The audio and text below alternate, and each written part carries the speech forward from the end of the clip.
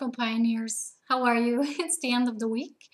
I was just reading a bit of the book of messages from the founders yesterday again, and I was guided again to come here to speak to all of you and to answer some questions as well, just short ones this time. Before I answer a few questions, I decided to speak a bit about what they were saying in the section that I was reading from yesterday about the light and the dark. Many of you might know about this love and light movement, love and light, new age, things like that. People who are very much into suppressing the fact that darkness exists. Of course, the darkness is playing its role until we need it, until we need to learn what this darkness is teaching us.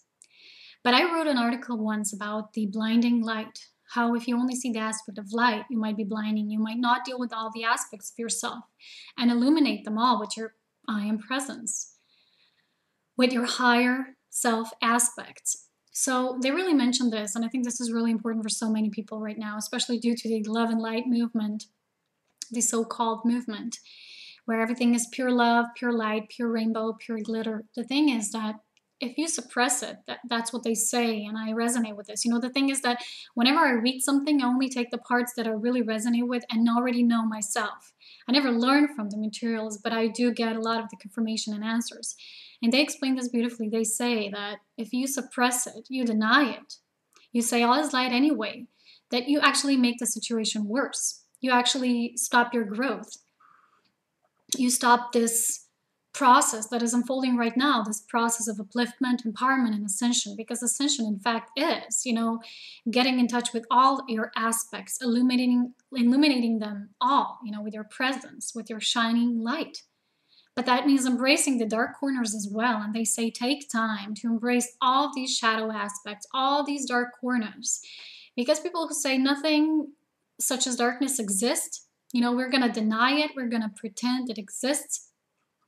They're actually, ignoring their own inner dark parts. And like they mentioned, then people blame Illuminati and all sorts of group and movements here on Earth and manipulation schemers and things like that. But in fact, no one from the outer can be blamed. A whole other scenario is when you become aware of it, when you become aware of your own inner aspects, both shadow and the light. You embrace them all and you become neutral. This is the hardest part for many, but this is what it means to embrace and activate your Christ consciousness, because this is what Christ consciousness is. It's the highest aspect of being here on this planet. And we are learning to remember this, So the thing is, in this ascension process, it is so important to really dig down deep, really look closely to these aspects that you might want to deny.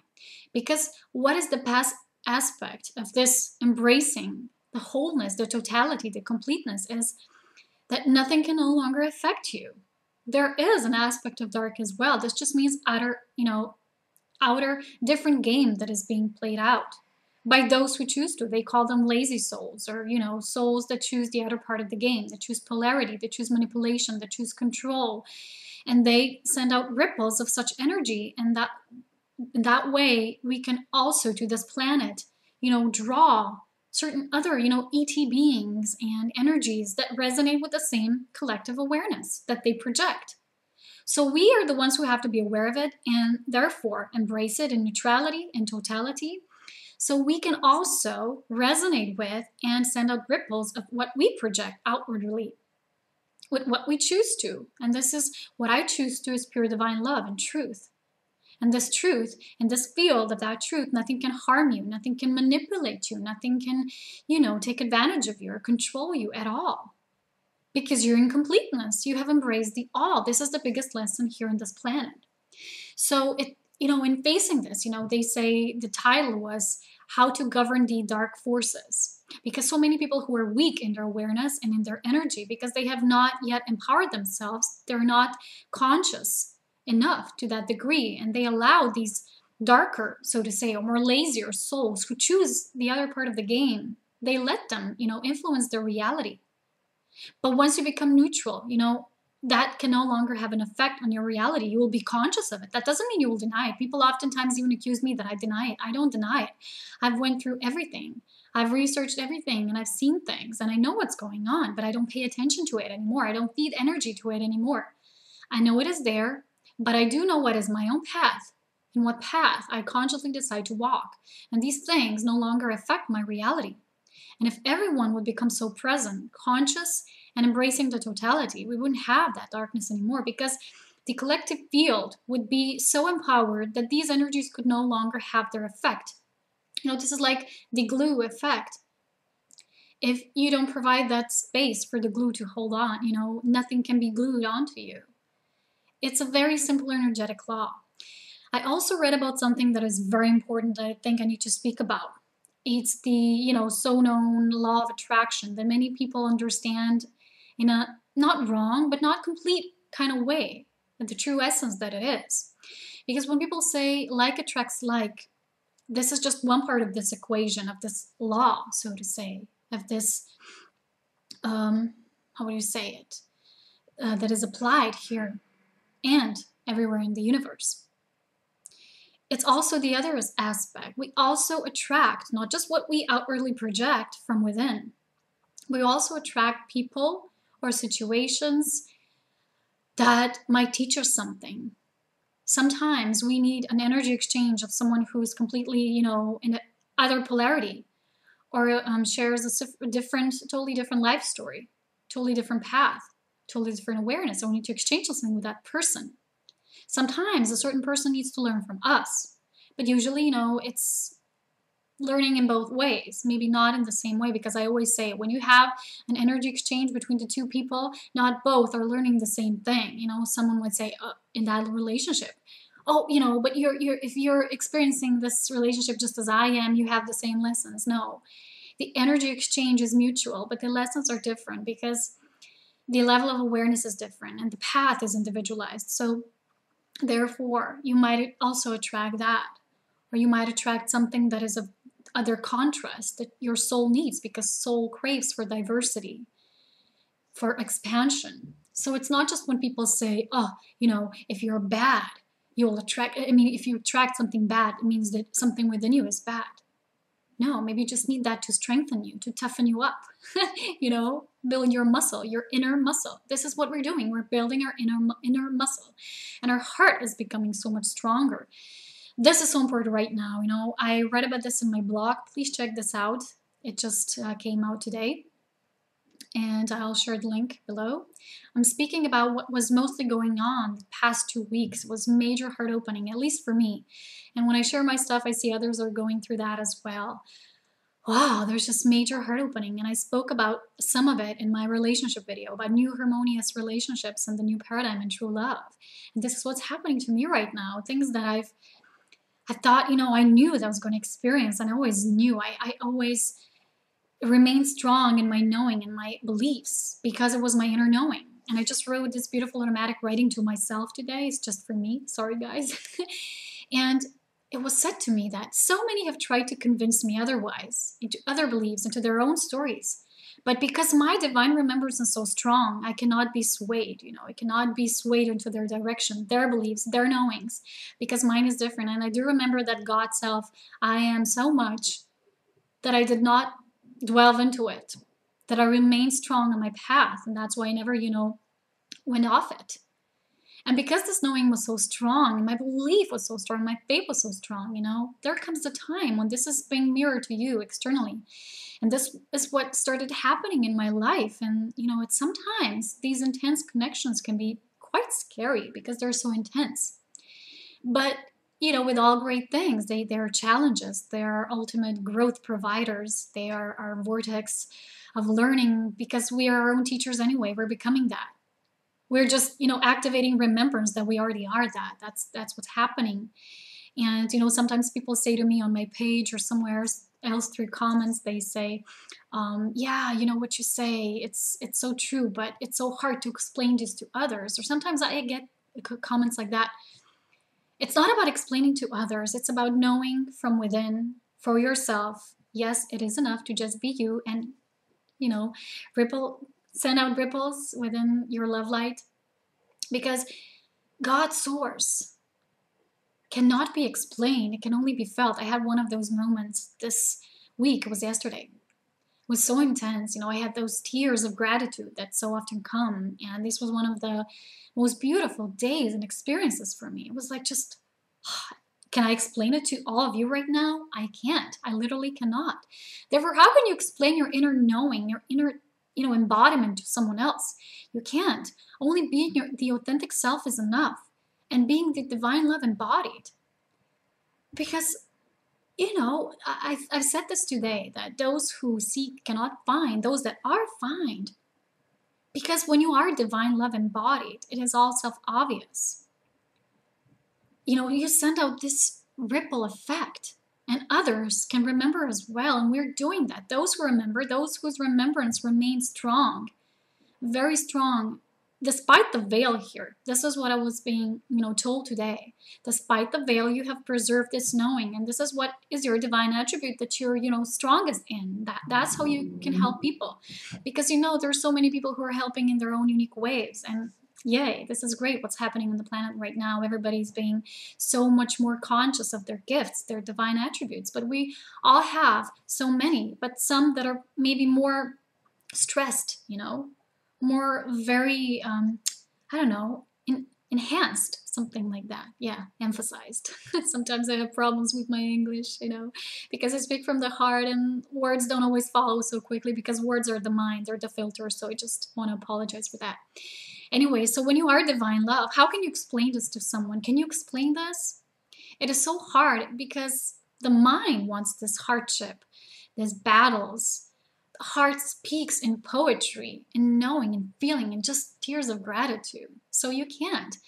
When you still have that belief that you need to explain something to others, it means that still you did not totally 100% get it yourself. And it's okay. You keep walking the path, you keep remembering. I'm sorry, I'm smiling because to me, things like that are so obvious. I'm not saying I'm better than anyone. I'm just saying that I always knew that these feelings, they cannot be explained. And I never tried to explain this to people. I make these videos not to explain things because everyone needs to get to their own source truth. And when I had this yesterday, this guy asked me a question about what is a sacred space. And I need to share this. He said, I'm not very good in English. Again, words, the filter of the mind. But what does this mean? Is this like a space? I'm just checking, he said. Is this just like a space when you're comfortable, when you're safe, in your zone and things like that? And then he discovered that he already answered his own question. And I said, yeah, it's exactly what you said. And it came from you. So yay, thumbs up, And this is what I want. This is why I make these videos, because I want to tell people, be the embodiment. Be your own teacher, be your own guide. I'm just here to think, poke you and remind you of that. I won't give you the answers or anything like that. So yeah, the sacred space is exactly that. It's your space where you feel comfortable. The energy that you most resonate with, that is also external. You have an inner sacred space that is always there. It has to be there if you truly do embody that divine love. And, we do it in different degrees of knowing. But this inner space, this inner vortex that you are is always there. But you also can have an outer sacred space. This can be like your bedroom, your room, that you make like an altar or something special that's nothing to do with anything religious. Just like you put energy there that you resonate with. But for me, the most important sacred spaces are those in nature. And I like to go there in the mountains. And all those of you who know me, I go there very often. I try to, at least, when the conditions provide me. And for me, this is my perfect sacred space because energetically it matches my vibration so that I don't have to adjust it at all. So a sacred space for me is something where you don't have to, if you think in terms of external sacred space, within is always as it is. But it's somewhere or something where you don't have to at all adjust your energy frequency. For someone that they can be an ocean. For someone, even a church, well, I'm not judging anyone. Who knows? Whatever resonates with you. For me, also in the meadows or the forest, I like to sit in a meadow, just just relax, just observe every element of the nature, clouds, birds, see the signals and signs of the universe, of the universal force. Okay, so this was kind of basically kind of like a preface to what I'm going to talk about. Just a quick few answering of the questions. But before I do, I also wanted to add, because people, I think, still are most interested in the subject of twin flames, I wanted to add something, my inner guidance, because I always say there's so much confusion there in this field of, topics the most. Because there are teachers who have partial truth. Everyone has a piece of the puzzle, of course. But you have to know you have your own, because souls come from a different level of awareness. And I have to say this, there came many people on my path who tried to convince me about something else to believe. But my inner twin flame knowing is what is true for me, how my path is, and no one could ever take this away from me. Even those who try, they fail, because someone who tries to control you or push you, at the end, they only hurt themselves, because what we do to another, we do to ourselves. It's always like that. This is the basic energetic law. So when you do want to control and manipulate someone, you end up hurting yourself. And I know that you're very aware and do know that, those of you who tune into my videos. So about twin flames, for me, how I feel it, I won't tell you my truth, but so many say this is a very difficult relationship. You cannot achieve it. It's so difficult. There's so much karma to, go through with your twin flame. And there's so many who say that, and it's not possible. And it's this and it's that. It's like, stop reading all of that. Find your own inner truth. The thing is, you have to know it's the same here as with every other stuff that you're interested in the spiritual arena and otherwise, because everything has a spiritual source anyway, because we're real spirit beings. But everything depends on the soul path that you're on the level of awareness, of the level of consciousness you possess, how you embody divine love here, towards in what kind of degree, in what kind of multitude, what kind of being you are here in this planet, because we come from different realms. Earth is like a melting pot of so many beings and so many levels of awareness. So how can there just be one twin flame truth for everyone? Yes, of how we were created, and I always say this, I stress this, I say you have source truth, the truth of one, where the law of one begins. This is the law of divine love. The hyperspace, I don't know, some say the quantum realm, whatever. There is the space of oneness, of unity, how souls are being created. But it's also, again, within that, every soul has its own way of how it was created. They are created through laws and principles that apply to all. But they were created in different groups, in different time periods, although there's no time as we know it, but in different flocks, in different outbursts, So therefore, everyone that is here has a different destiny, although our common destiny is divine love. It's who we are. Our common destiny is source beings, who we are. So when you come here, you don't just have your common unity destiny, you also have your own individualized, personalized as a persona here, and your path and your journey and what you came here to achieve. You have also this truth. And again, within twin flames, this is what so many would say is very a topic of much interest. The same applies here. You can't just claim, it's so hard, it's so difficult, there's a lot of patterning, there's a lot of hardship, trials, tribulations. Yes, every single thing has challenges, because we choose it like that, because through challenges, we activate our highest potential. Who wouldn't say that, But this is not the same as suffering, and I'll speak about it later, because I received a question about suffering as well. So, as regards to this, you have to know that everyone that is here comes from a different level of awareness, has a different path, and therefore also their twin flame reunion will be different. I'm a new soul. I'm not, ancient. I wasn't here incarnating for eons and eons of time on Earth. So my inner twin flame truth is different. I had a few people who tried to convince me, you had this image in your head, blah, blah, blah. This is not so. And you know what? I have my source connection. I feel for me. I cannot tell you for you. I can only give you the law of one statement of how we're all created, everyone, as twin flame essences. Because we're like yin and yang, and we all have that. And when we incarnate, we choose a certain aspect, female, male. So I always felt this, and I said, why is it supposed to be difficult? And I received this answer last week. It was last weekend when I was out hiking. Was it so simple? For you, it's like this. For someone else, yes, it can be hard, because many on this planet are still cleansing their karma, working through a lot of the patterning. And some who might meet their twin flame might not even be together, might not even share a certain destiny, because they're not ready yet, because they're still, going through so much of their own crap. Sorry about the use of this word, but literally it's like that. you have to be ready for that kind of union. So a lot of the new souls who come here incarnate with their twin flame. It might be all across the globe. I don't know. It depends how they choose, on a soul level. That is for the highest good of their path and mutual common path of the whole. So therefore, you cannot compare things like that. You cannot generalize things like that. So you have to find your own truth. And with twin flames, like with so many other things, people like to generalize everything about it. And then people are confused, and then they have hardships with finding their own truth. And, again, what does that mean?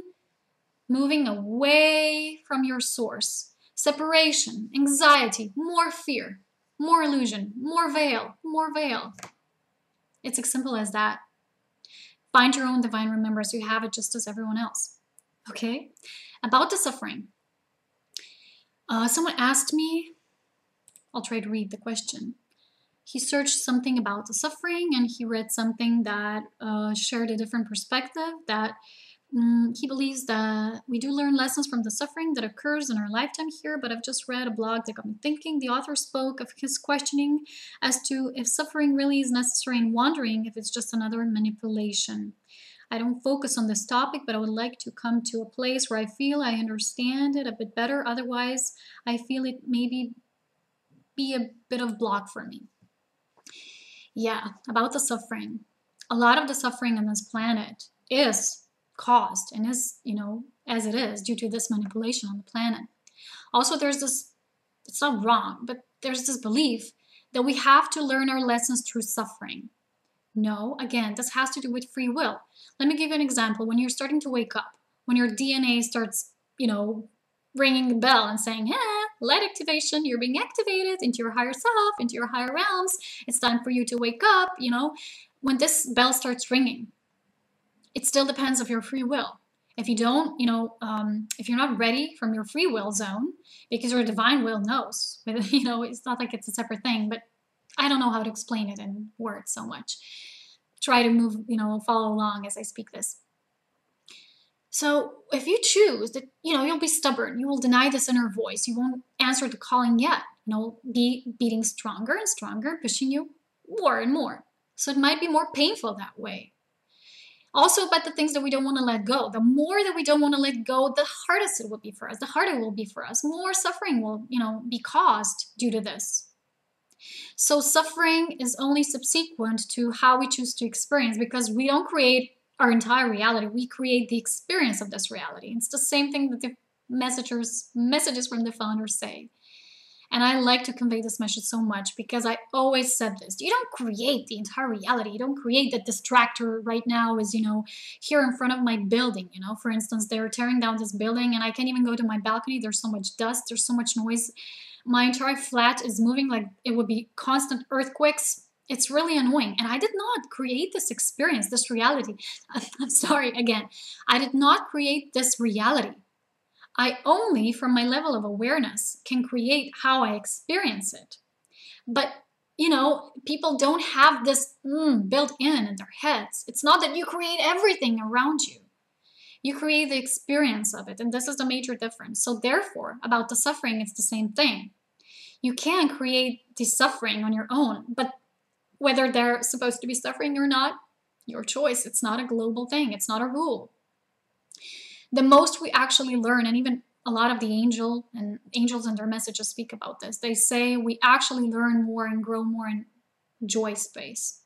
Because within the field of joy, we are authentic, and when we're authentic, our growth is like more rapid, more intense, but rapid. So it's a very individualized way. There's not supposed to be suffering. Everyone says, those old religions, you have to suffer and you have to be crucified and you have to, undergo such huge initiations. Yeah, I believe initiations, they are. But how you will experience them, how you'll go through them, whether you'll suffer or not, this is your own free will choice. It's how it is. You don't choose suffering. You choose to experience. But how you experience, it's your own thing. So all the suffering on the planet, yeah, in a way, souls are growing and learning through that. But it's not something that you sign. You say, yes, I'll come in this life and I'll suffer. No, you choose the energetic frequency that you wish to experience. But you don't create the whole thing, you know, the whole arrangement. You say, yeah, I wanted to suffer so badly so I can finally learn and remember who I am. No, you can also remember in just sitting in a quiet, beautiful place, in sacred space, so to say. And you can remember as well. You don't have to suffer to remember. Not everyone on this planet is supposed to suffer to fully remember who they are, but some don't know a better way to remember, and some don't even remember in spite of all the suffering, you see? This is the whole paradox.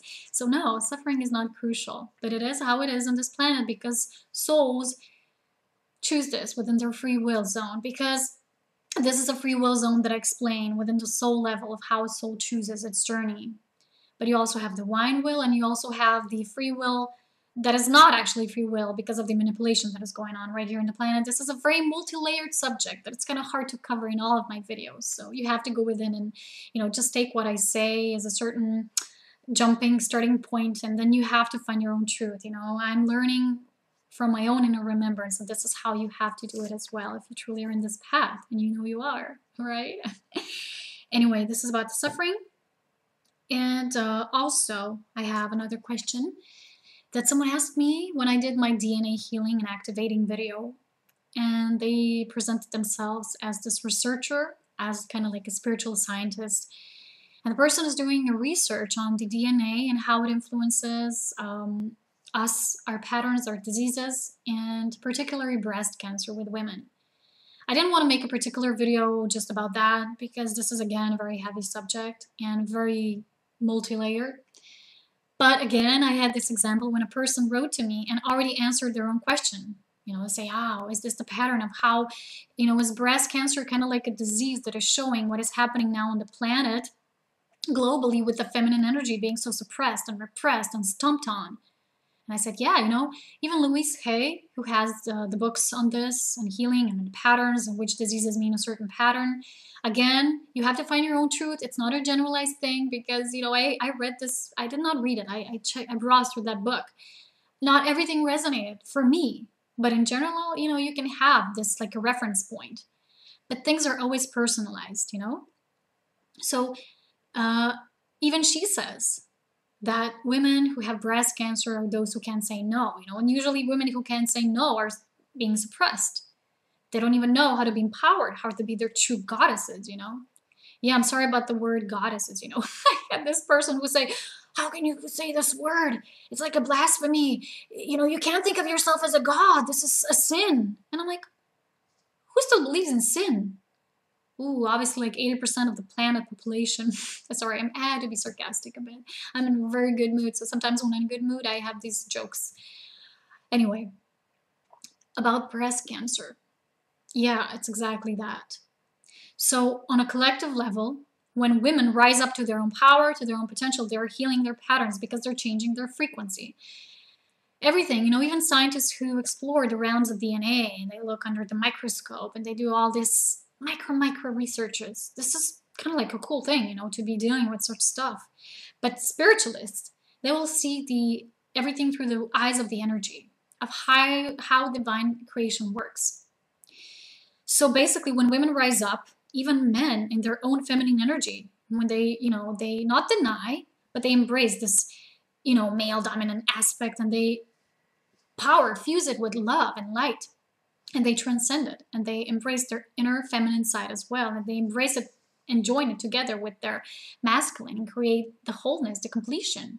This is what is happening now on the planet. So yes, you know, like with male species, you have a lot of the, which cancer is like prostate cancer, I think, most frequent, I don't know. But with women, it's like breast cancer. And this is where it's shown, you know, where masculine energy is the most affected and damaged, and where female, feminine energy is the most damaged. If you look at the prostate cancer, you can see this is the base chakra. The base chakra is first survival, material needs, you know, that drive to, you know, survive and thrive and things like that. So, prostate cancer, first chakra, dominant, survival, material goods, you know, being competitive, you know, things like that. The shadow aspect of the qualities of the base chakra. You know, every chakra has the same, like you do, shadow and the light part.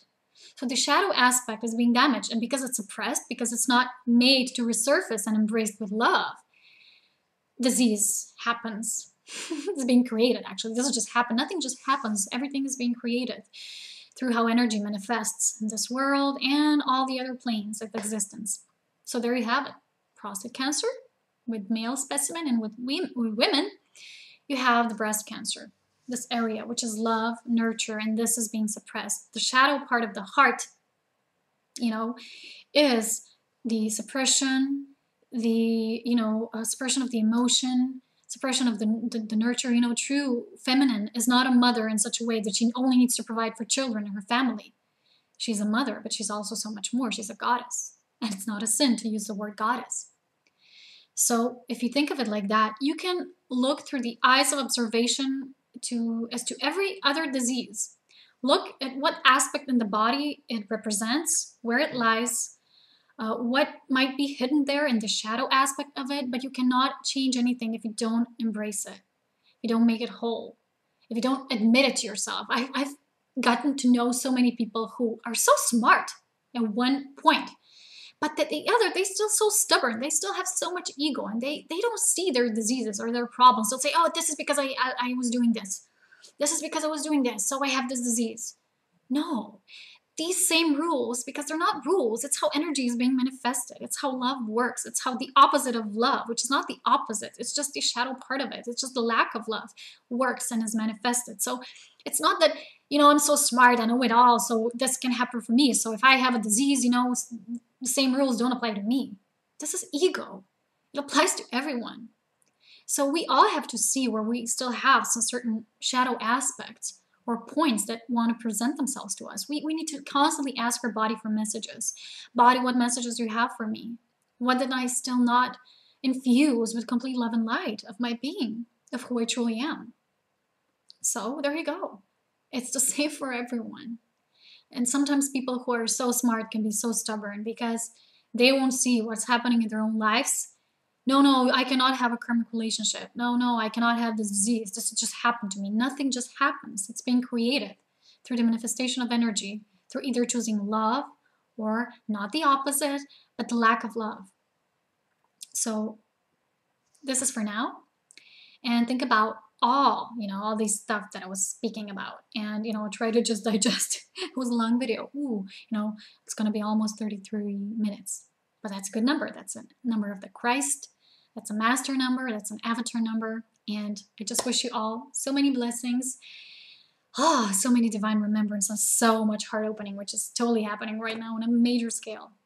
Talk to you really soon. Talk to you next week. Have so much fun. Bye.